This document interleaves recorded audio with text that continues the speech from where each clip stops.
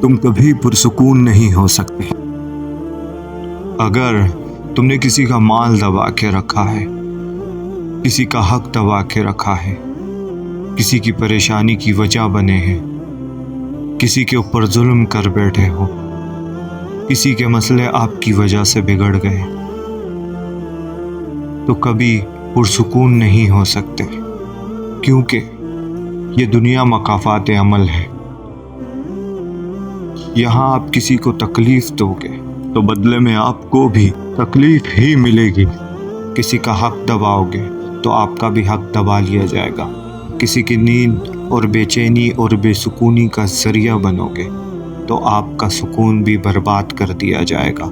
یقین جانو، جس کے ساتھ بھی برا کیا ہے، جس کا بھی مال دبایا ہے، جس کا بھی حق روک کے رکھا ہے، اس کا حق اسے دے دو اور اللہ سے توبہ کرو، نہیں تو زندگی میں کبھی پرسکون نہیں ہو سکو گے، کبھی سکون کی نیند، چین کی سانس، سکھ کی سانس نہیں لے سکو گے۔